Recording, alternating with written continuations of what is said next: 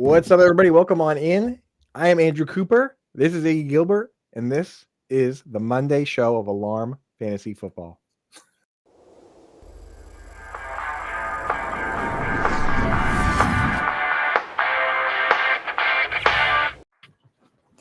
How was your National Tight Ends Day, Iggy? Did you have any? Did you have them going? Did you have any of the good ones going yesterday? I didn't have a whole lot of the good one. I got rid of Tongs. I did have Kittle going. And I did have one share of Kraft, which is nice. But yeah, as a former tight end, how can I not like this day? Of course, dude. And plus, you're a Packers fan, so you got to enjoy all the Kraft goodness just a little bit more than the people that rostered him in leagues, right? Oh yeah, that was great to watch live. He looked unstoppable. Great yak. He looked like a man amongst boys out there, kind of at times. Crazy yak, dude. Like 124 yards a yak. I think somebody said it was like the second most in the last decade for a tight end, which is wild, dude. He's looking like the next George Kittle, dude. He really is. Yep, he really is. You're right. Keeping the tradition going. Keeping it rocking, man. Speaking of keeping it rocking, here's what we do on the Monday show. We get into the nitty gritty, the details. We get into all the behind the scenes stuff because I know we're hanging out. You're watching Red Zone. You might have Red Zone on one TV and your favorite team on another TV, but you're not getting all the information. And again, it's hard to go back. I watched a few games this morning, but I still haven't gotten through watching every single game. But what we do is we watch as many as we can. We go and we check all the different sites, Pro Football Reference, Pro Football Focus, Fantasy Points Data Suite, FTN, Football Guys, Fantasy Alarm, obviously. We just pull everything we can, try and get you guys the details you need to figure out what's going to happen moving forward, because it's like just watching the game, it's hard to know who got all the snaps, who didn't. I'll tell you what, Iggy, watching that Patriots game, I thought that there was an even split between Ramondre Stevenson and Travion Henderson, but it wasn't. 50 snaps for Ramondre, only 14 for Henderson. So it's always good to go back and comb through and get all that information. So that's what we're going to do today for you guys. We're going to hit on each game quickly and give you our thoughts, and we're trying to do it quickly to get you guys out of here. So why not jump in first, Iggy? Dolphins, Falcons. Dolphins won 34-10. What did you see, brother? Yeah, Tua doing Tua things. We forget not that long ago he led the league in passing. So just a good game for them, oddly enough. 20 for 26, 205, 4 touchdowns. Waddle still looks like primarily a good option, 5 for 99 and a touchdown, 1 yard away from that bonus.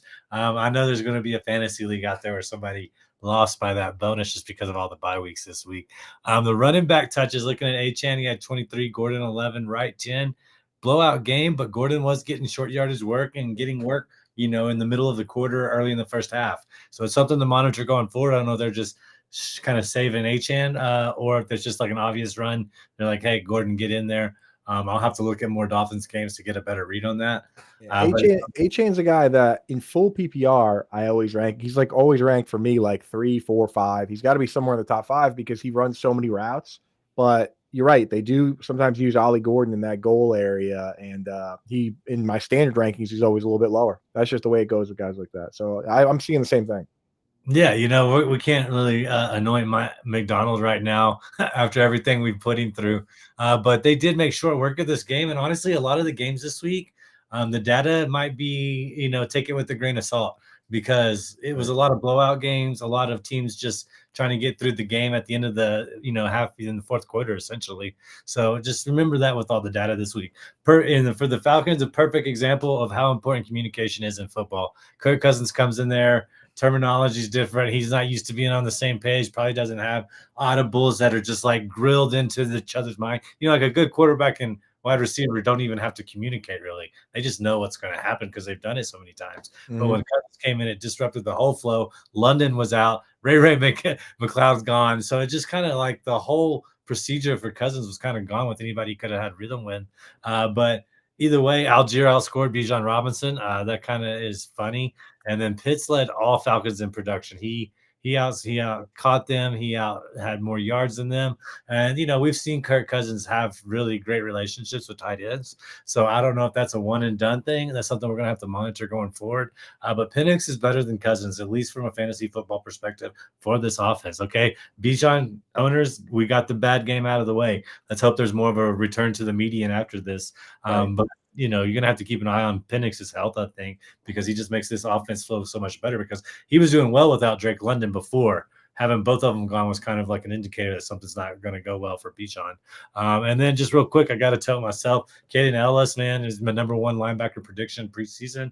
I think he looks the part. 12 tackles. He's all over the place. He's so close to getting more stats.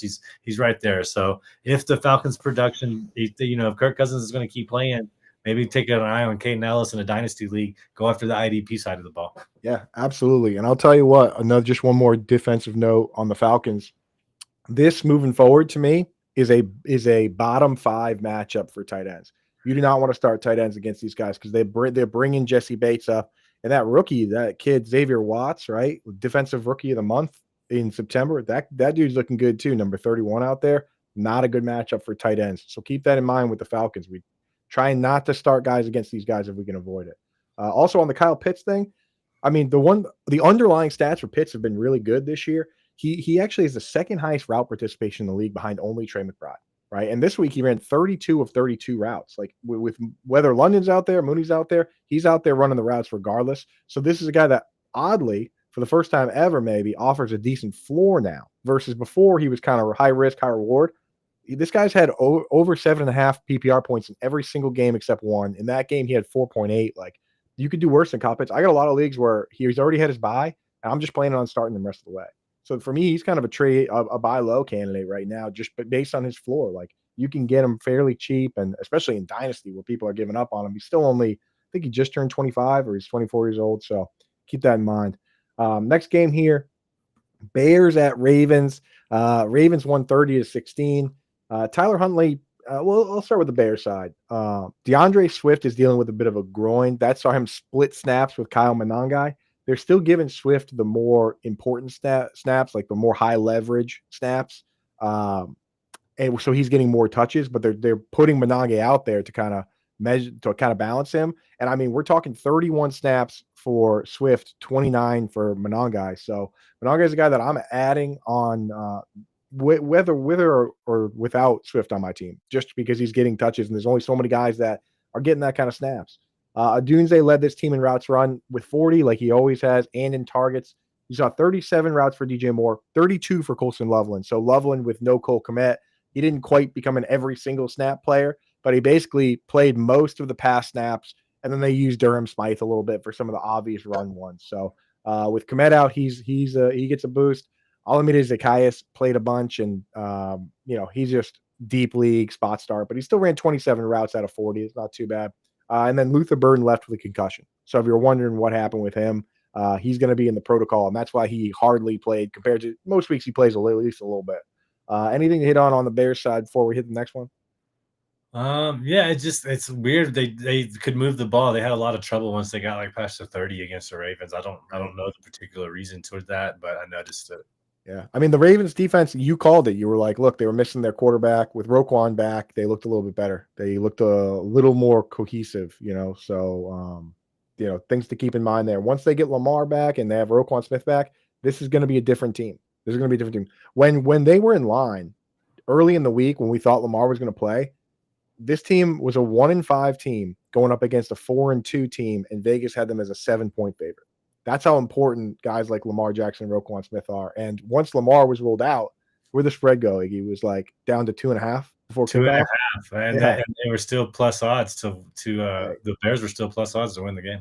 That's what an MVP caliber player is worth, right? Like if the spread moves by 4.5 points, that's an MVP caliber player like Lamar Jackson. So when he's out, totally different team. On the Ravens on the offensive side, Zay Flowers ran 23 routes, led the team. Bateman was second with 20, like he always is. Isaiah Likely ran 16 to 15 for Andrews. If those guys were running again, closer to 20, then we might just say, hey, throw them both in there. But the fact that they're both kind of operating at half capacity and splitting, it's really not an ideal situation. And DeAndre Hopkins gets a goal line look every once in a while or a red zone target, but he's only ran 12 routes. Can't trust a guy like that. Derrick Henry is, for the running backs, it seems pretty simple what they're doing. Derrick Henry is the obvious rundown guy. Justice Hill is the obvious pass down guy. And if either one of them gets hurt, I expect Keaton Mitchell to go into that role. So if Justice Hill gets hurt, doesn't really matter. But if Derrick Henry were to get hurt, I think we would see more Keaton Mitchell. So just keep that in mind for if that ever does happen. Yeah, he started to show some flashes in Mitchell. That was one of my favorite best ball pickups. So it'll be Yeah, interesting to see how it pans out. for sure. Next game here, we got Bills, Panthers. Bills won 40-9, so pretty easy one there. What'd you see, Iggy? Yeah, James Cook, Josh Allen are really good in best ball. I mean, Yeah, you're getting such huge spike weeks from them. It's almost unfair. Cook had over 200 yards. Allen had what, 2 rushing touchdowns, I believe. They just dominate, they are a perfect example of a team that puts away a team they're supposed to put away. right. Now they don't always play their competition that closely. If it's like somebody closer to the Ravens, they barely beat them. They escaped them, right? But they can put away a bad team, which is an AFC East staple. The best team putting away the bad teams, struggling with maybe a little better team in their division or in their conference. The Panthers suck, though. I mean, they were just terrible. But when I go back to the wide receivers of the Bills, Coleman had 47 snaps. He had 40 out wide. Shakir had 30 snaps, 20 in the slot, 10 out wide. He was the most productive with his snap share, though. He still seems somewhat, I don't know. Honestly, I think Allen changes beyond his matchup. Man, I don't know if it's the film he's studying or what, but maybe a slight little favoritism there to Shakir. And then Elijah Moore without Joshua Palmer, of course, guys, 29 snaps, 13 in the slot, 16 out wide. 7 defensive linemen for the Bills earned a sack. That's an insane statistic Right. when you look at that. Keep an eye on the defensive linemen against the Panthers going forward. That might be something to target in IDP leagues. And then on the Panther side, Andy Dalton, man, he still got it. He's disappointed as usual. He does his job right there, disappointing everybody with expectations, except for his perfect senior year at TCU. Everybody has an exception to their rule. Looking at the running back situation, Hubbard had 37 snaps, 31 of those in the backfield, 26 snaps for Rico Dow, 20 in the backfield. And then ETN had 15 snaps, but only 4 of those were in the backfield. But he did put up some statistics. McMillan outproduced every other receiver, 7 receptions, 99 yards, to everybody else's 9 receptions for 76 yards. This game's just a complete throwaway for data. I'm not taking anything concrete out of this other than Josh Allen and James Cook are really good, and that Andy Dalton is not set up to perform well with the Panthers this year. Yeah, the Panthers kept playing to try and win. They left their starters out there, but it was obvious towards the end the Bills took their foot off the gas. They basically just took Dalton Kincaid out of the game because he's been banged up. Jackson Hawes led the team in snaps. You saw Tyrell Shavers played a bunch of snaps at the end there. Ray Davis, Ty Johnson. They clearly were easing it up, and they actually at the end of the game they were going with the fullback a ton, which they usually don't, but they were just going like I formation at the end, being like, try and stop us. And they couldn't do it. So, again, I'm throwing away the Bills info. The Panthers info, though, it's like, they didn't do much different than we expected, right? McMillan and Leggett. So, and Jatavian Sanders and Tommy Tremble continue to split, which doesn't give us much there. The running backs continue to split. At least if it were a bad team and they were just using a couple guys, we could salvage some fantasy out of it, but there's just nothing there. Rod asked here, Agent's got a parlay, need a Kelsey TD. Thoughts on this happening? Need the tight end whisper. I mean, brother, you have a guy like this that is I'm not going to say a diva, but he likes to be part of the fun, right? Like he all day yesterday, he watched all that National Tight End Day business. I think Travis Kelce gets in the end zone. I think that that's the kind of narrative like George Kittle, he invented the holiday, he was going to score. And I think a guy like Travis Kelce is definitely going to be in their ear, especially if they go up like 14-0. That next touchdown is Kelce touchdown, right? Yeah. He's that kind of guy. Mahomes is going to actively seek him. He will. Why not, right? Next game here, we got the Jets and Bengals. The shootout nobody saw coming, 39-38. Jets win. I will say, for those that missed kind of the drama, Woody Johnson was asked about Justin Fields, and he said earlier this week, he said, anybody putting up the kind of stats that he's putting up, that's what their record's going to be. They're not going to be a good team, right? Just basically saying like, we're a bad team because Justin Fields has been bad. And they asked Justin Fields about it after the win today, and he said, did you hear what he said, Iggy?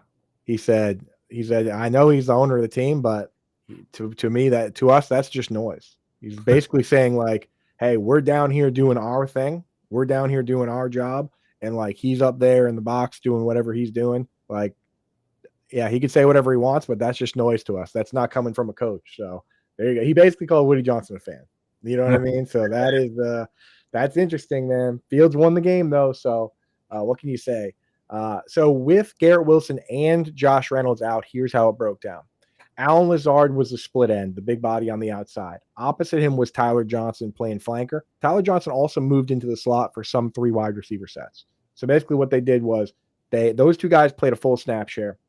When Arian Smith came into the game, and Arian Smith and Isaiah Williams kind of split the other snaps. So when Arian Smith came into the game, he would play out wide, and Tyler Johnson would move into the slot.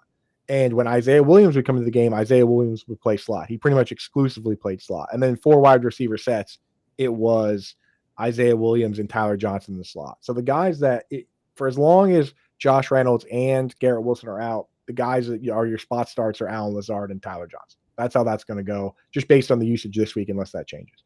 The guy that led the team in routes and in targets was actually Mason Taylor. 33 routes run, 9 targets. So I'm trying to hold him through the bye where I can. If you can't hold him, you can't hold him. Dude, that's how bye weeks go. I mean, you got to drop all the time this week. This week especially, I had to drop tight ends. I had to drop defenses, kickers, quarterbacks.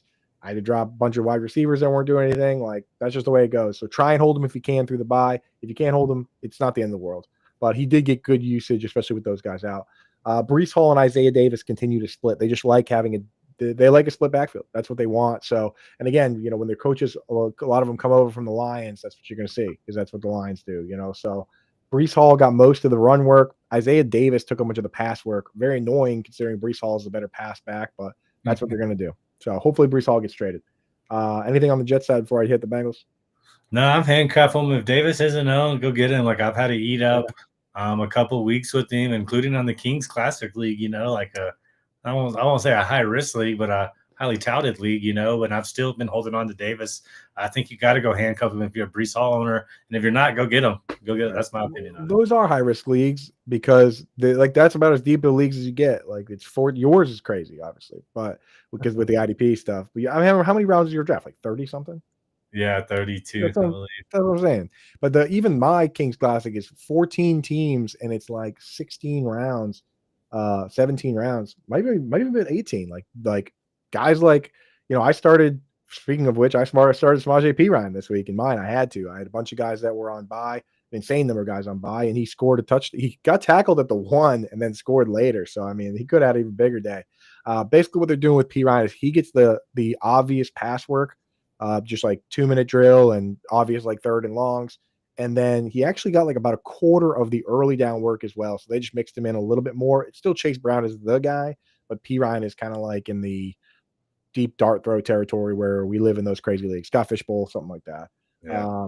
They ran more 3 wide receiver sets with no Gesicki. So you saw more Yosivas. But I mean, it was all Jamar Chase. Joe Flacco is just going to throw it to Chase every play. It seems 19 targets for him. T. Higgins got 2. I mean, I don't know. I think they got to have a little talk with Flacco about that. I mean, as much as I like it for Chase for fantasy, it doesn't seem like a sustainable way to play.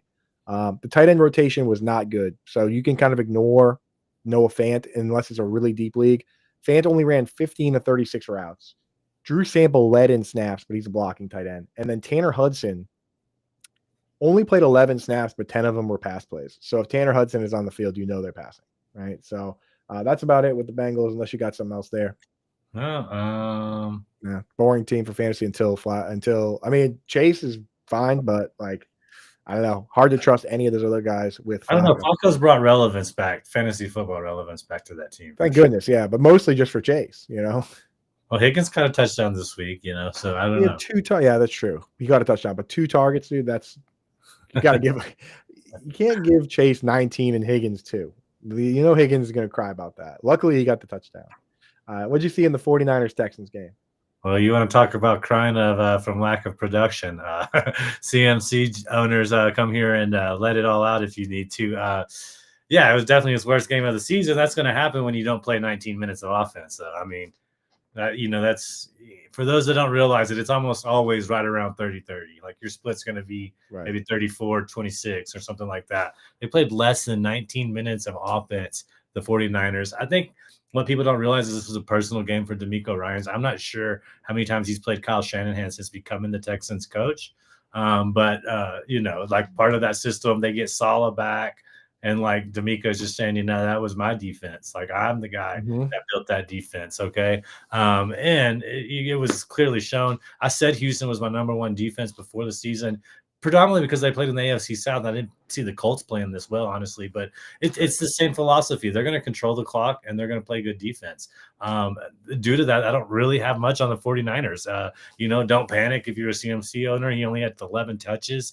It's probably his lowest total in games he's played and not been injured, maybe ever. Definitely for the 49ers. Yeah, So easily. we're just gonna. It's another one of those games. I told you we're gonna have to take the data and throw it out. Mac Jones, he spread it all around. 4 players with 3+ receptions, 40 yards. How you do that with less than 19 minutes is outstanding. I got rid of Mac Jones in a league where I didn't have a deep bench. There's only 5 bench spots, but I held on to him wherever I could. And Brock Purdy, it's so hard to gauge. I mean, look at where Joe Burrow's at with his toe injury, and Brock Purdy is apparently not much far behind that because he's been missing basically the whole season. So just if you got Mac Jones, I would still hold on to him. He was so much better than a lot of teams out there that didn't have quarterbacks. So just hold on to him. Anything on the 49ers before I get to Texans?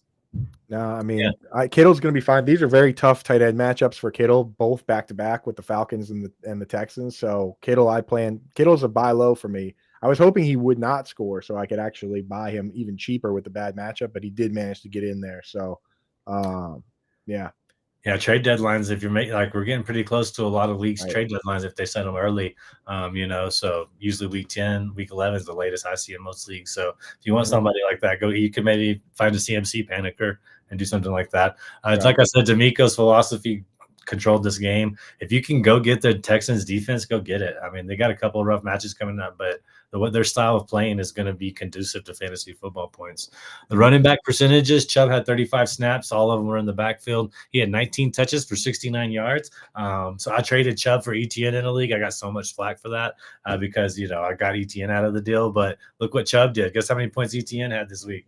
So I think that's a pretty good move. Woody Marks had 32 snaps, 30 in the backfield, 15 touches for 111 yards, 4 of those receiving with 47 yards receiving. So Marks is clearly the running back to own.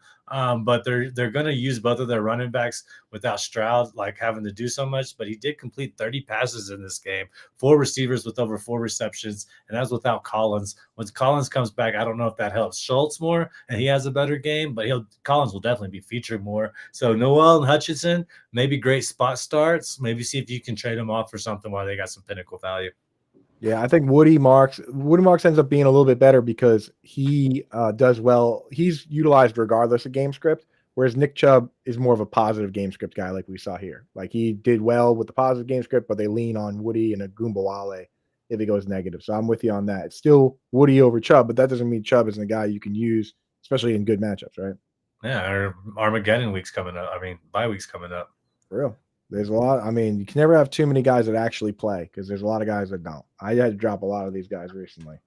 Browns and Patriots here. Patriots, I mean, I would say hottest team in football, but that title has to go to the Colts right now. I mean, the Colts have been awesome. And yeah, good point here. Jonathan Taylor is the MVP.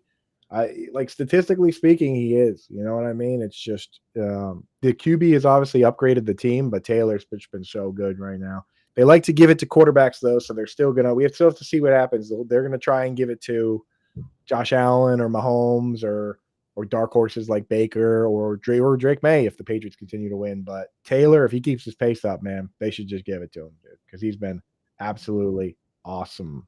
He's Awesome. So on the Brown side of things, Quinshon Judkins left with a shoulder injury. I couldn't find any info on it. Could you find anything, Iggy? I looked. I got nothing yet. They're probably going to do imaging today, and we'll find out. Dylan Sampson got the bulk of the work. 25 snaps for him to 11 for Ford, and Ford didn't get a carry. So I think Ford, right? So I think Ford probably will do some pass work, but Dylan Sampson's the add if we find out that Judkins going to miss some time. Jerry Jeudy led in snaps for the wide receivers, followed by the tight ends.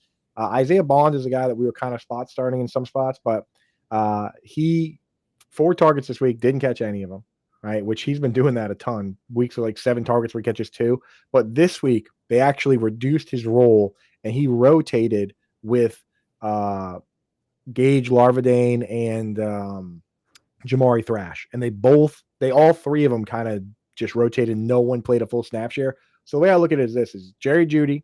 You can stash Cedric Tillman if you want. The rest of those guys, no interest. And then the tight ends, obviously, Fannin and Njoku, you start where you have to. They rotated, but they were both utilized pretty heavily this week, and I think they're going to keep doing that. I guess the last point on the Browns is that after the game, they asked Kevin Stefanski, they were like, hey, what kind of changes are you going to make? Right? Kind of everyone's trying to hint at like Shadur Sanders. And he said, we're going to look at everything as always, but one change we're not making is quarterback. So he's straight up, he knew what they were asking, and he said, we're not changing the quarterback this week at least. So no Shadur watch continues. Anything else on the Browns? Myles Garrett, incredible. We got to mention for IDP. Yeah, I mean, we're not going to see. I just saw a major trade for Myles Garrett, and 5 sacks. You guys don't realize how rare that is, first off, and then for it to be in such a negative game script, it's just absolutely insane. He was pissed. You saw him, right? They threw the helmet because he was like, I'm about to set round, like I'm having a record-setting day, and they were like, if you get hurt at the end of this garbage time with because they took him out, they were on defense when they took him out, but there was 2 minutes left, so they're like, look, let's not get our franchise player hurt here. But he was pissed. He wanted to keep going because he was having no trouble getting back there. On the Patriots, I mentioned this earlier, but Travion Henderson he flashed. Shout out to John Mpemba, who basically, broke down what the Browns do. Running up the middle on them, not smart. Running off the edge, though, has worked. Jahmyr Gibbs had good days. Derrick Henry and Josh Jacobs didn't. And you saw it. Henderson was able to have more success running on the outside than Stevenson, but Stevenson still played 50 snaps to only 14 for Henderson. I think Henderson, honestly, he just doesn't understand the pass block scheme. We've seen it with rookies before. Tavon Austin came out his rookie year and said the playbook looked like Spanish to him. So I think that's what's holding Henderson back is that he can't – if you're letting the quarterback get sacked, quote-unquote sacked in practice, like if you don't know your assignments and people are getting through, they can't trust you, and I think that's what's going on with him. So hopefully he can figure that out and get more snaps. I mean, I say hopefully, but I have way more Stevenson than I have Henderson. So hopefully for everyone out there or for all of Twitter, but for me, I have like 12%. Big fantasy. Big fantasy needs Henderson. I have 12% Stevenson and 4% Henderson, so I'm fine with it sticking the way it is. But as a Patriots fan, I do want to see Henderson play well. I want to see him be the next James White. So keep an eye on that. At least he looked good out there when he got his chance. Stephon Diggs continues to be limited. I think this chest issue is a problem for him. I think anybody else besides him maybe would even take a game off, but like what do you say? Those incentives, he's going to be out there. He's got crazy incentives. If he were to skip the game, it would cost him $200,000. I know, that's what I'm saying. Yeah, that's like, I mean, that's like a new Corvette. You know what I mean? So like, he's just going to keep playing through injury. Kayshon Boutte led with. So here's kind of what I mean by that. Kayshon Boutte led with 31 routes.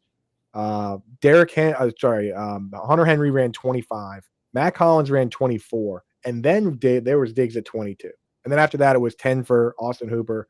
Kyle Williams and Demario Douglas each only played like 14, 15 snaps. So those guys are droppable. I dropped Kyle Williams.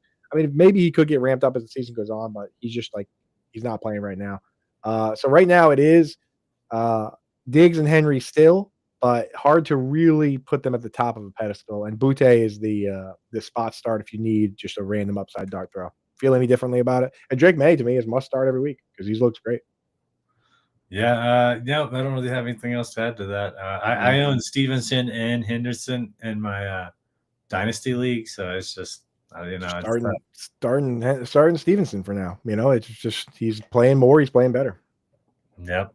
On to the Giants and Bills. Both Scat and Bellinger both injured. Bellinger not as prolific of an injury, but I felt like he was definitely developing a relationship with Dart, who likes to throw to his tight ends. So, it's the neck injury. He had it earlier. You just can't play around with neck injuries, and I think that was kind of what they found out last week. So I wouldn't be surprised if he misses a few weeks. If you're just an absolute must replace, go look at Tracy and Manhurts. I wouldn't expect a lot of production from either one of them, though. Yeah. Giants are just a mess offensively. They got a rookie quarterback. They have no playmakers. Their running back, their starting wide receiver out. You got Brian Daboll calling plays. I mean, they're pretty much garbage time only, in my opinion. Like, that's how I'm looking at that. At the Giants, that's the only way you're going to get value, possibly. Wandell and Theo are the only. Wandell Robinson and Theo Johnson are kind of like the only ones you can start and not like just totally be scratching your head and wondering if it's a good move. But they have a great pass rush. I don't know if it's sustainable for IDP. They were able to get to Jalen Hurts, actually. I mean, they get to every quarterback. Uh, I just don't. Are they going to be playing with any kind of lead for the rest of the season? I really don't know. I don't think Probably so. not. Yeah, No, probably not. I have Tyron Tracy. I'll try and add him though wherever, just because the lack of starting backs out there. I will mention there's a player on their depth chart I had on why am I spacing on this? I had on Devin Singletary? No, just kidding. no, I had on a scout this offseason that I always have on, a big time tight end scout that his name escapes me right now, but he comes on every year, and I always ask him, I'm like, who's your deepest like sleeper tight end? And he actually said this guy Thomas Fidone, Fidone, who is on the Giants. I'm not sure if he's on the practice squad or if he's actually on the elevated roster, but Manhurts is really just a inline blocking tight end. So I mean, if they're going to run 2 tight end sets and have 2 pass catching tight ends, that's a name to keep in the back of your mind. I'm not going to add him anywhere, maybe in really deep dynasty leagues, but like that, he is a decent prospect that people thought was going to go a little higher in the draft. So just keep an eye on that name. Yeah, if Theo Johnson's there, just go get him. I mean, he's a freak of Theo nature, Johnson, man. yeah, He's like awesome. huge. He runs fast. He's amazing. Like, he's a freak of nature. He's great, Yeah, dude. he's So one of he's the highest RAD scores all time for tight end. Yeah, he's amazing, man. He's kind of still under the radar somehow, maybe just because Coop and I are fantasy football junkies, so like I find it hard to believe. But the offense with the Eagles looked great without AJ Brown, but that was against the Giants. So once again, another data situation. You have to take it with a grain of salt. And just accept the fact that this was a horrific game and they kind of blew out their opponent, even though the score kind of looks close. It really wasn't. Tank Bigsby, he came in and got 9 for 104 behind that offensive line. That is impressive. Barkley said, don't worry about that injury. It's nothing. Of course, Coop and I have been telling you about Barkley regression back down to the mean. You take away that one big play, he doesn't really have another good game. But he's good. I mean, he's better than a lot of other running backs out there, and you're going to start him probably almost every week. But monitor that. Maybe go pick up Tank Bigsby if he's out there and have a handcuff ready. We're getting to that point of the season where you're going to start priming up for the playoffs. And if you lose a player, you don't have the handcuff, you're more than likely out of that situation. So go get Bigsby if you got him. And Dotson, he got that 40-yard burner, man. Dude, what's what he's good for. Right. We got some major bye weeks coming. If you're in a pinch, go look at that. Of course, the Eagles have a bye week, so maybe look and see if somebody drops him, and that would be Goddard. He's having a career year, but like Coop says, tight ends get dropped on bye weeks, and if somebody's foolish enough to go drop Dallas, go pick him up because he has all of Hurts' trust, especially around the goal line, and he's healthy. I think that's the big thing. He's like healthy, and he's another tight end like Theo Johnson that's just a complete mismatch. Safeties can't guard him. Linebackers are generally too short. Cornerbacks are too small. Like, he is like a red zone monster for that reason. Finally, because for years he wasn't, and then with the tush push not necessarily being as successful, the run game not being as great, with now they're down to their third center. Like, now they're finally throwing it to the big dog. So love that. Also, so I have so much Tank Bigsby. I thought Bigsby was going to be in the running for the Jags job. So I have so much Bigsby in best ball, and I feel like if anything happens to Barkley and Bigsby ends up winning me anything on the Eagles, I feel like I have to give that money back.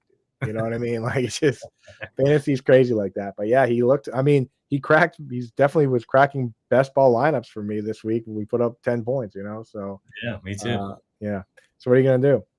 On the next one here, I see the chat a little bit of a friendly banter between the Commanders and Chiefs boys there. I could see the 4 TD game from Mahomes tonight. Who knows? But don't sleep on Mariota, man. Mariota's got some fight in him, and he runs a little bit. So we'll see what happens there. Alex Smith Bowl, right? Division winner for both teams, right? I had to start Mariota in a league, so I have Mahomes in one too. So I'm rooting for shootout tonight. That's what I want. And I have Kelsey in the Scott Fish Bowl. The team that's in first place in my Scott Fish Bowl league, I'm in second, but the team that's in first has Rashee Rice, Brock Bowers, and Garrett Wilson, and he's still in first. I'm looking at this team. I'm like, this guy could be a huge, huge problem. Shout out to John Byrne. I've got one win in Scott Fish, and I made moves every week, dude. It's just taking Travis Hunter first may have just screwed me, I guess. So it's tough out there, man. It's tough out there. But you had to the Travis Hunter thing. I would never fault anyone for that because such a unique scoring. You never know if it could have been like something incredibly special. You know. Oh yeah, which if he's out there on bye weeks, go get him in IDP leagues. I mean, I've been sitting on him in IDP leagues, Yeah. and that one game last week bumped him up to essentially a DB1. That one game of him going and getting a touchdown. So get ready, it's coming. Yeah, I mean he's playing more offense now. I'm surprised people were giving up on him because he just we told you guys on the show week 5 he just got his first snaps in 2 wide receiver sets, and then in week 6 he had a good. It's like I saw people giving up on him. Like I saw people on Twitter eating crow, being like, "Oh man, I was wrong about Travis Hunter." I'm like, hold on. I'm like, this isn't. I like do never eat crow until the crow is cooked, man. He just started getting more snaps on offense. I'm like, you gotta wait. And especially BTJ's gone. Look out. I'm saying, man, the rumors are swirling. BTJ to the Patriots. Buccaneers at Saints. Buccaneers won 23-3. For the Buccaneers, as expected, Tez Johnson took the wide receiver 2 chair opposite of Mika Egbuka. They're on bye this week, so we'll have to see what Godwin looks like when he gets back. As long as Godwin is dealing with issues with the fibula or whatever, he's not a full-time player, then Tez is going to get those full-time looks. Sterling Shepard probably can be dropped. Like he's only playing slot, and Godwin's at least going to take that. So don't really need him. Cade Otton was 3rd on the team in routes behind the 2 wide receivers. He's the kind of guy that's a spot start if you need him. He also, if you got to drop him this week, you got to drop him. That's just the kind of guy he is. Rachaad White gave up some opportunities here. So Rachaad White was locked in for weeks, but he wasn't super efficient running the ball. This week, they decided to let Sean Tucker get some run, and even Tucker actually got more carries around the goal line than White did. So until Bucky gets back, maybe we do see a little more Sean Tucker, which is more of an annoyance than anything. I still think Rachaad White's still ranked ahead of Tucker, but maybe Rachaad White isn't necessarily a must-start guy moving forward. So we'll have to keep an eye on that. It's still White over Tucker, but Tucker in deeper leagues, maybe throw him on a bench. I just had to drop him this week because I was in a buy spot, and then I see him going out there and looking all right, which is it's always fun. Anything else on the Buccaneers side? Yeah, that's right. Saints, this is the first time Spencer Rattler got benched, and we saw Tyler Shuck.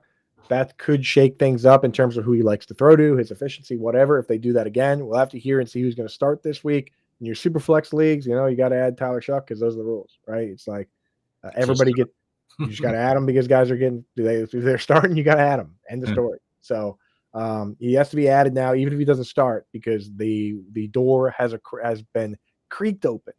Alvin Kamara has been dealing with an ankle injury. He just doesn't practice all week, and then they say he's good to go. Devin Neal split the work with him. Annoyingly, Devin Neal got a bunch of pass snaps. So I don't know why. Good? I didn't watch that game at all. Did he look good? He didn't even get a carry.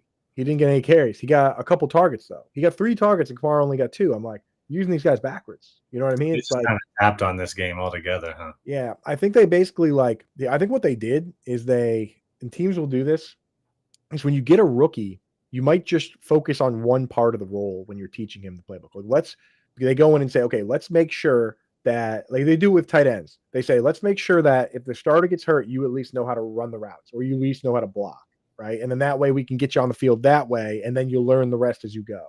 I think what they did with Devin Neal is with Alvin Kamara being the injury-prone guy and banged up, they taught him the pass work, right? Expecting Kamara to go down, and then Kendre Miller would be the rundown guy, and Neal would be the pass down guy. So when Kendre Miller went down, I think they basically said, "Hey, Neal, you basically, since you mostly know the pass work, you're going to do that." So and it's so annoying for fantasy, but for real life football, you got to understand that these guys are learning a whole new language, and it's not that easy. So that's probably what's going on. No carries for Neal. We expected him. We're hoping he would be the early down back, but he's not. So I don't know. I'm just starting Kamara where I have him because I don't have other options. Shaheed and Olave are the top 2 guys. Juwan Johnson suffered an ankle injury versus the Bills. That's kind of had him limited. I think he might be trending back, not maybe all the way up to where he was early in the season, but he's trending back up. Last 2 weeks, 7 targets both weeks. He actually is check this stat out. There are 3 tight ends in the league that are top 5 in both route participation and target share, which you would agree are probably the 2 most important stats, right? Oh, yeah. McBride. Those guys are McBride, Tyler Warren, and Juwan Johnson. That's insane. Right? It's just because he got so many targets early, and he goes out when he's healthy, he gets 7, right? It's like he's just oddly up there. So, I mean, hard to trust him, but after 2 good games after the ankles healed a little bit, I'm willing to throw him back on benches. So he's gonna be he's gonna be in the waiver article. Demario, last thing here, man. Demario Davis is just a sick individual. Like I can't just watching that guy. I can't imagine playing football for 14 years and still making goal line stops like dead in the like he is just he's a freak. And he's great in the pass game too. Yeah, he's kind of a one of one. He's underrated because even when he was with the Jets, they kind of sucked. Right. So he just hasn't really been on a good team. Is he a Hall of Famer? He probably will, but it's so hard for linebackers to get in. Also, Yeah. Did Zach Thomas finally get in? Is he even in? Yeah, Thomas is in. He's probably going to be right around Zach Thomas, but Zach Thomas did have a run where they were decent in the playoffs with Jimmy Johnson. He was like the heart of that team, but so is Davis. I don't know, man. There's definitely a conversation to be had, I think. But he's just it's crazy watching him, man. Yeah, he's great. What play IDP, guys? Moving on to the Cowboys Broncos. Just like I said, another game you almost have to throw away because it was just so lopsided one way. Denver's the real deal, guys, but we'll start with the Cowboys. Dak was so bad he had to get pulled. They're trying to save him. I do think Dallas is honestly in the hunt for the NFC wildcard, that 7th spot. We'll just have to see how it pans out for them. Ferguson fell back to earth. I don't know if that was a Wufanga effect. I was out, trunk or treating during this game, to be 100% honest, and haven't looked back because it's going to be really boring to watch. But Ferguson fell back down to earth, even with Surtain being pulled out or getting injured and going out of that game. I don't know. The Broncos are a bad matchup for tight ends. Yeah, but I mean, it wasn't Greenlaw, was it in there? So that's what I'm saying. I'm gonna have to go in and see who. Greenlaw hasn't been there all year, and they've shut down some tight ends pretty good. I really try not to start tight ends against the Broncos, against the Falcons, against the Eagles are a bad matchup for tight ends. Like, is it because they're inline blocking against that amazing pass rush of theirs? So sometimes teams do that, but were you talking about the Broncos or the Eagles? Oh, I'm talking about tight ends against the Broncos. Like they're using people to chip Benito and Cooper and stuff. Yeah, I mean that there's definitely like Theo Johnson against the Broncos spent the most snaps all year he has in blind blocking. So I think that might be part of it, is that they're just kind of they're having to hold guys in. But Hufanga too has been pretty good covering them. And anytime, because you would think that the Broncos, because of how good their corners are, that it would funnel things over the middle. And early in the year, I was trying to do that. I was like, they're probably a good spot for a tight end, but it really has not been the case. It's just a complete defense. The defense is just too good. Yeah, I think the defense is just flat out too good that like you just don't want to be starting guys against them. Yep. And real quick with the Cowboys, Lamb 7 for 74, Pickens 7 for 78. They're getting usage. They're getting looked at by Dak. They're going to be league winners, I think, come the playoffs. So just keep that on. They're great options for the rest of the season. Javonte Williams, I didn't get the bet off in time. I knew he was going to score coming back to Denver, but he got 2 of them. He's just a surprise guy of the year. And if you're in a dynasty league, maybe go target Williams if you need a running back due to all these injuries and lack of production. See if you can get him.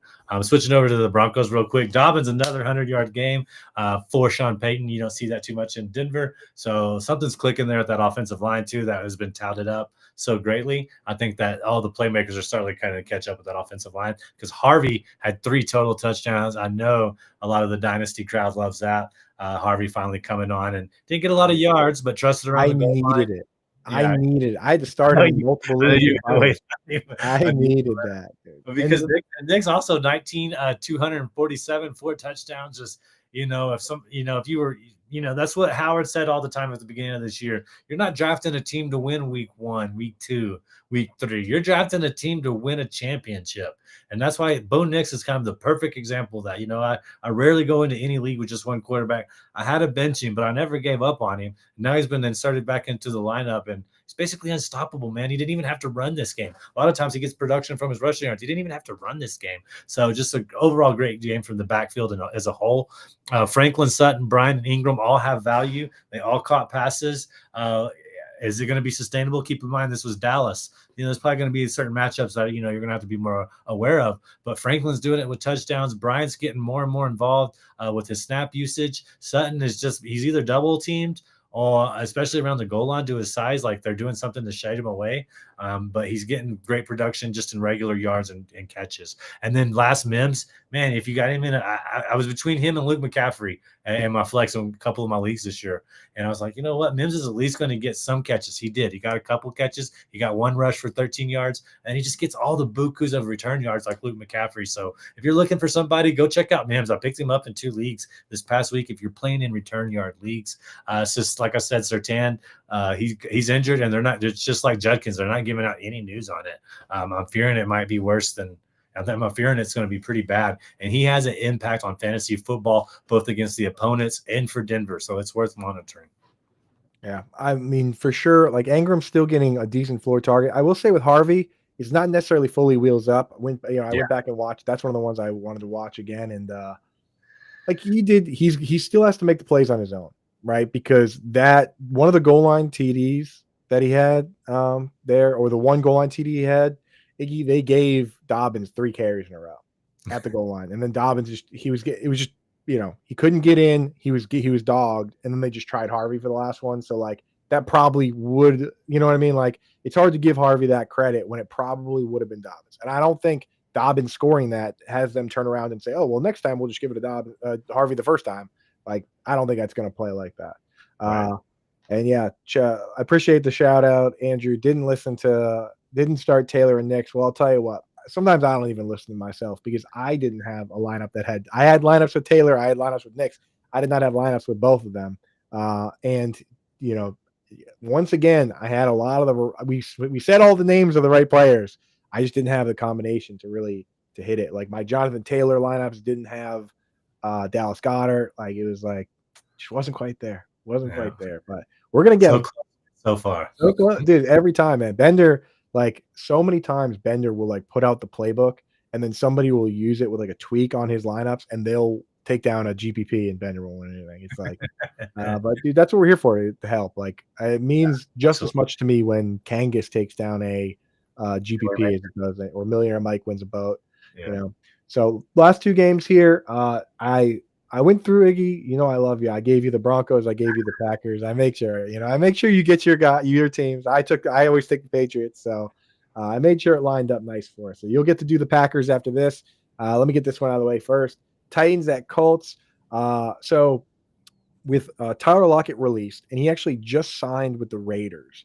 And now he's back with Pete Carroll and Geno Smith, and Jacoby Myers wants to be traded. So maybe in deeper leagues, that's like okay, let's just see if everything breaks right and Myers gets traded, maybe you got a guy you can spot start, but he's still Tyler Lockett, so it's hard to trust him. But with the Titans here, they elevated Chimere DK, which I've said it. I've been told that's how you say it. I checked with Bob Harrison. That's Chimere DK is my understanding, but it still doesn't necessarily.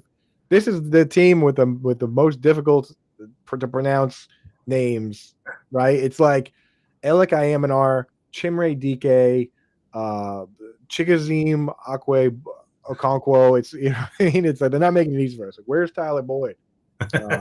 Van Jefferson, Tyler Boyd, where'd they go? Cam Ward passing option 2. Cam Ward, yeah. At least we have an easy one with Cam Ward. So yes, Elik Ayamanar, 42 routes. So he's still the top guy until Ridley gets back.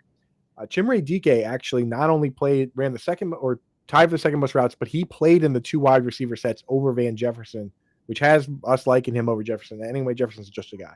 They all got 8 targets, but it wasn't, in my opinion, based on the behind-the-scenes info, created equally. Chimere DK is going to be a guy that in the deeper leagues we're going to try and sneak on benches, because you see this a lot of times with these like teams that are already out of it and they fire their coaches, Iggy. It's like, okay, let's figure out who's going to help us moving forward. Yeah, talent evaluation. Exactly. So they probably went to Tyler Lockett and said, hey, we're going to start playing some of these young guys and say, hey, what do you want to do? Do you want to hang around, or do you want us to, what do you want? And Lockett said, just release me. I'll go sign somewhere else. Right. So like they probably went to him and said, hey, you know what, man, we got to let the kids play. So you're going to see more Elik Ayamanar. You're going to see more Chimere DK. You're going to see more Gunnar Helm probably at tight end. He's been splitting with Okonkwo, which is not good. 23 routes for Okonkwo, 19 for Helm. On the play that Helm scored, he basically could have thrown it to either Okonkwo or Helm. They were both kind of open. Helm was a little more open, and he got the touchdown. Frustrated me so bad. Very frustrating, yeah. So hard to trust those guys, either of them now, while it's a split. And then again, another split. Tajay Spears in negative game scripts, he gets more work like this week. Pollard, if there were ever to be a positive game script, would get more work, but I'm not sure if there ever will be. So Tajay Spears in PPR leagues is an option. Anything else on the Titans side of things? They said they're not trading Jeffrey Simmons. Do you think he's sustainable the rest of the season? Oh, DK. Jimmy DK? No, don't. No, okay. But I think that you gotta in deeper leagues, like if you're playing in 14-team leagues, if you're playing in a league with multiple flexes, because the thing is, when you have these leagues that have 2 flexes or 3 flexes and then 6 bench spots, that makes the waivers so thin that like in a league like that, I'm gonna add Chimere DK. In a league with a 10-team league, I'm probably not gonna add him. You know, there are 12-team leagues where I'm going to add him. So I'll have my full waiver right up tomorrow. I got to go through and scour everything because I always circle back to and check the guys that are coming off bye, guys like Darnell. I'd probably still rather have like a Darnell Mooney, so we'll figure it out. But guys like that are fun because they're unknown, uncertain, right? The rookies. So maybe, we'll see. I'll let you guys know. I'll do a full write up for you as I always do. On the Colts side, they're rolling, man. Hottest team in football, maybe the number 1 team in football. Not enough people are talking about it, but I know we like to always lean into the teams that have been good and been there. So Chiefs probably number 1 team in football, but Colts hottest team in football, right? Hard to argue that hottest team in football. Difference between number 1, but Jonathan Taylor, awesome, locked in every week. So there is one change here. DJ Giddens was a healthy and active. They seem to like Amir Abdullah. That is not ideal because if Taylor goes down, there's still a world where they just have Giddens as the rundown back. But right now, when like the garbage time, they seem to like Amir Abdullah. They like Tyler Goodson. Really means like you don't have to hold on to DJ Giddens. But if Taylor were to get hurt, we'd have a really tough decision to make between adding Amir Abdullah, a guy that's been around kind of boring, or adding this high risk, high reward Giddens. I think I still might go for Giddens, but right now you don't need to stash him because he's not even playing. Pearson Pittman in 2 wide receiver sets, Downs as a slot only guy. Tyler Warren plays every snap. That's the way it's going to be. I'm starting Warren every week. I'm starting Pittman every week. In Pierce is a guy you can start, especially in standard leagues and half PPR. And then Downs kind of skews more towards full PPR. And that's kind of how we're treating that. But Pierce is routinely one of the best. Just throw him in there. Who cares, guys? Because he always gets a 50-yard bomb. He either catches or it doesn't, right, Iggy? It's like, it's worth a spot start. This week he caught it. Exactly 50 yards, right? But some weeks he doesn't, and he has like 2 catches for 14. That's still better than these guys that only play like 20 snaps. So, like, that's Alec Pierce, man. Great best ball player.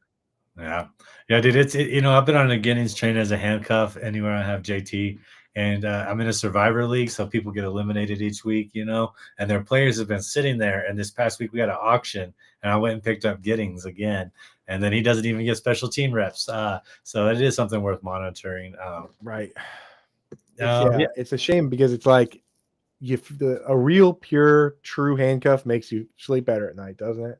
And it's just the whole Giddens, the switch. Because earlier in the year, the first game of the year, they went up big and he got 10 carries. And I was like, yes, like we got our man, ladies and gentlemen, we got him. But it doesn't look like that's going to be the case now.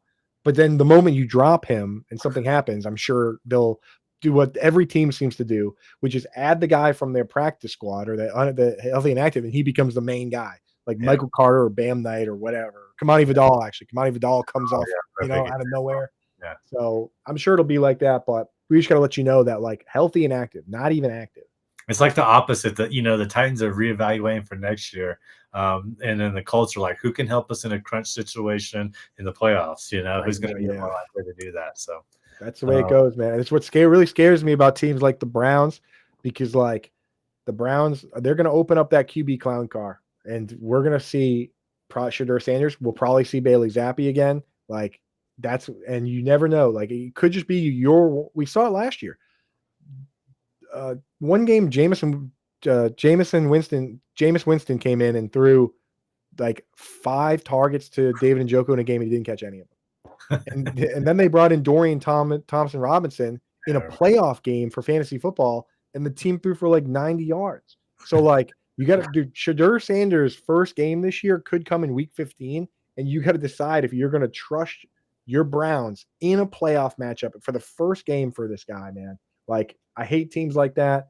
Saints, Browns, any of these teams that are just doing live tryouts, Titans, be very careful. Be very careful. Yeah, we gotta tread lightly, as I say. Now it's time for the true best team in the NFL. The only Here it is. the only legitimate claim to it, and that's the Green Bay Packers, who just played some true grit this week. We'll start with them against the Steelers. You know, Love is arguably the best fantasy football value pick this season, man. I was getting him consistently in like the 12th, 13th, 14th round. And he's just proven to be a monster. He's going to carry you past all these terrible bye weeks because he was the first team to have the bye week in week 5, 20 consecutive completions. That's ties a Favre record, and he did it against Aaron Rodgers. And when he could have broke it, Matthew Golden, he just does not look at Golden. Golden has not developed that chemistry with Love that like Watson came right back in and just immediately gets it, because Golden was wide open a couple times. And you know, Love is just not looking for him. It's like 1, 2, okay, it's done, you know. So yeah, that could improve. But you know, that would have been a golden opportunity. When we look at the wide receivers for Green Bay, Dobbs had 55 snaps, 41 of them out wide, 10 in the slot. He caught 3 for 44. Had a couple close passes that weren't really that good.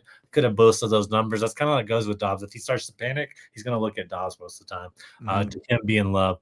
Golden had 43 snaps, 20 in the slot, 19 out wide. He had 3 catches for 4 yards. And then we look at Christian Watson in his return.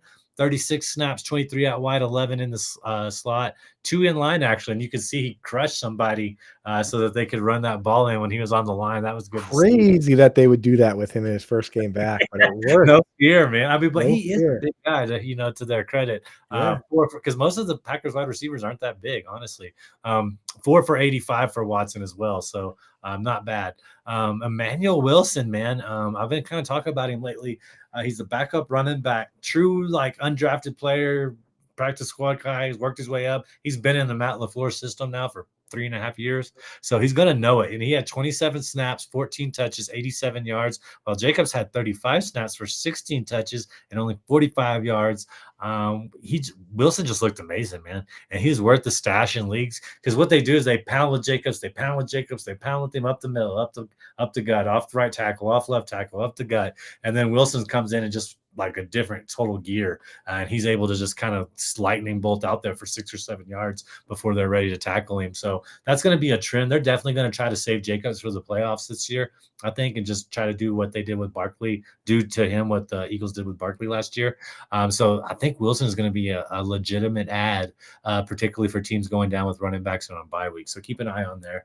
Handcuff plus, man. And down the stretch last year, he had a couple touchdowns like from 25 yards out. He can fly. I think my last note on the Packers, I think I'm going to start ranking Christian Watson around the same range where I put guys like Alec Pierce and like Darnell Mooney, because even maybe not as high as Shaheed, but like Alec Pierce, where it's like, hey, this guy is capable of catching a long touchdown at any time. And Reed's out still, and then who else was out this week? I think when Reed comes back, because Golden's been playing in the slot, so I think when Reed comes back, Golden could take a hit there. And Dontavian Wicks was the other guy who was out, but like, yeah, Wicks is out. Savion Williams looked good. Heath looked good. I mean, there's just a couple Williams that look really good. Patterson 2.0, Savion Williams, right? Yeah. National Tight End Day belongs to Kraft. You know, what it was is Watson blowing off the safety. Those safeties cheating over to Watson. It's helping out Kraft. It's like when Kraft catches the ball, part of the reason the Yak was so good is like the scheme and the way they drew up the plays. There's nobody hardly around him. He just got to shake one little defensive back and he's off and running. So just keep that in mind too. That like Kittle, he's such a good blocker that it sets the defense up so bad when he fakes block. When he fakes because you can do that, he fires off the line, runs right at the linebacker, and then just kind of trickles out, or he chips and then trickles out. On that touchdown, like Watt was coming so fast, he couldn't really sell the block. He got a hand on him, and then it was just running in right there. Yeah, it's like you can't do that. Like when Evan Engram does that, nobody. Right, nobody cares. When Mike Gesicki does that, everyone's like, "What are you even doing?" But like these guys are such a threat that way that it really sets up them to be wide open. Yep. And then just real quick on the Steelers, Rodgers, Warren, Metcalf look good. They're not getting screwed by Arthur Smith. I think they're all going to be startable. Warren just with Rodgers, you got to watch out because when he gets closer to the red zone, he likes to throw it. So Warren has a little bit of that going against him. But from a fantasy football production, they're all great. Wilson came back, and I felt like Rodgers was touting him up all preseason. He kind of had a breakout game, and that might force the tight ends to become unreliable. Jonnu Smith, Freiermuth and Washington unreliable. They are always going to be unreliable, bro. Yeah. And they have been unreliable. I mean, I'm just saying, after the week before, I'm sure a lot of people went and inserted them in those lineups, and they paid the price this week. Just don't fall for it again. It's kind of interesting to watch, but go get Gainwell too. I think he's a dangerous handcuff. He has plus, like you said, handcuff plus value. So you go get him. And he's got hands. That's it. Yeah. Like if I'm gonna hold a handcuff, I need him to come in and get the pass work. Too. Like I need him to get all the work if possible. So there you go. Go out and see if you can get Trey Benson, because I think he's going to be back after the bye here. I think he's going to be in a good spot as well. So that's it for us. We'll be back every day this week at 1:00. Either me and Howard, or I got a guest on Friday.